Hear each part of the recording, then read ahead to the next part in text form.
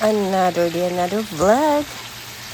Fellow Arkansas here sa aking kusina. This is beef, ground beef, and whole tomato. So from frozen yung beef na yan, kaya kailangan pakuluan ng maigi para ma-separate ko ang pagka-frozen niya. And then, tinakpan. Ito pala yung kwan na to, kamatis. Ay buo yan from the freezer din. So, ang gagawin natin ay alisin ko lang yung balat later. Ayan, pwede na pala na alisin. So, para kasi pag na-freezer yan at ipapakulo lang, mabilis lang maalis ang kanyang balat. Ganito ang ginagawa ko minsan, lalo yung nasa Macau ako. Ganito sila magluto ng kamatis to avoid daw nasasakit ang tiyan or whatsoever. Remove the skin of the tomato para maganda. Para hindi, pag daw mag-poop ka, ay hindi yung kamatis ang dahilan dahil yung kanyang peel or yung balat ay naalis na. Iyon ang sinabi ng aking kaibigan na kunyang sa Macau. Always remove the peel of the tomato if you wanna cook yummy food, sabi niya. So yan, ganyan lang kasimple.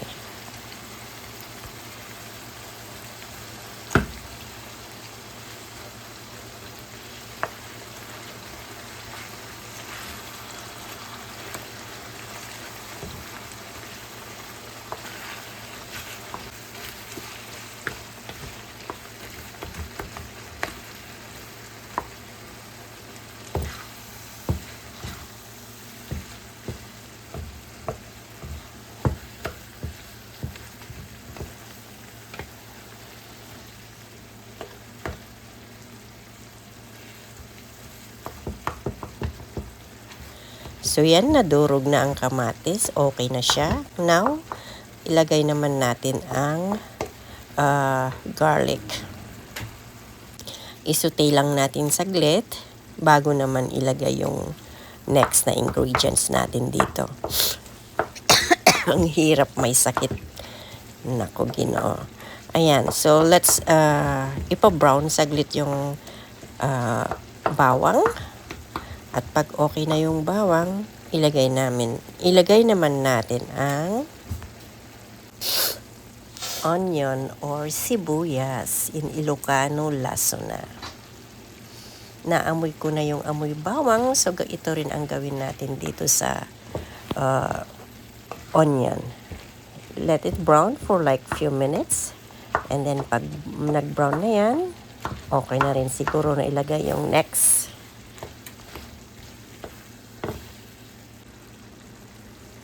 A bit of oyster sauce, pampalasa, pampatamis kunti. Next, lagyan natin ng patis. Ayan.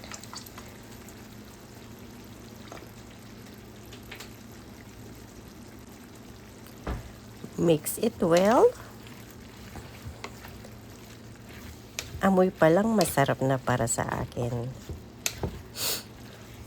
Kahit may sipon, naamoy pa rin dahil sa bawang, kamatis at sibuyas.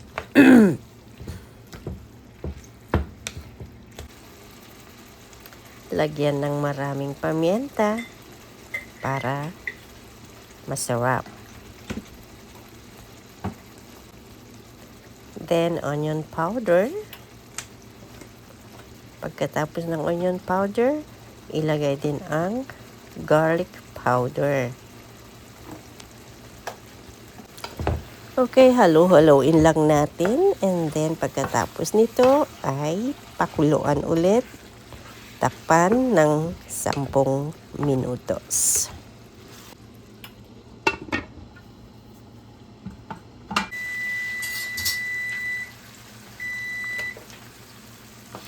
After 10 minutes, ilagay natin na itong carrots.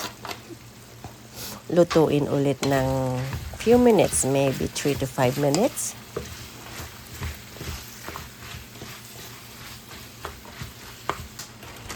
Next, the raisins.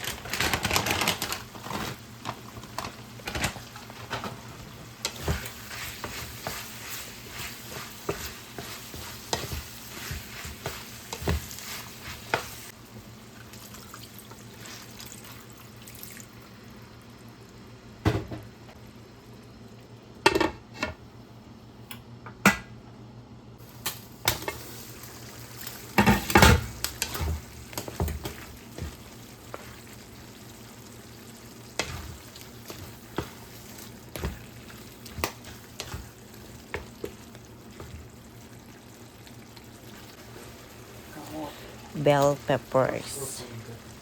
Bell peppers. Bell pepper. The only you go here. Orange bell pepper. Everything orange. What will I eat then? Lutuin ulit ng saglit. Ito na, layer mo. Dahil malambot naman, I want crunchy yung bell pepper. Kaya few minutes lang lutuin yan. Maybe 2 minutes boiling. And then, ang next yan ay tapos na. Ilagay natin yung last thing na ilagay. Ito ay ang itlog na naluto or boiled egg. And of course, the frozen green peas. Itong frozen green peas, no need yan na lutuin ng matagal. Ihalo-halo lang yan. In just few minutes. Not even a few minutes. A minute ay tapos na. Luto na. Ito ang tinatawag na taste mo man.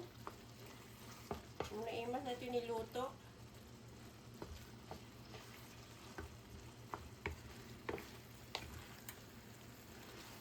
Beef picadillo. Picadillo. This naman atin. This is beef, ground beef. I eat. Ang tigas naman ng rice. Yan. Nakain ng rice mo. Anong ginawa mo sa beef ko? I added this. You add what? Sukang chili. So what's the Chili taste? chili vinegar. So what's the taste? It's quite good. Okay, it's quite good daw. Ayan, yum.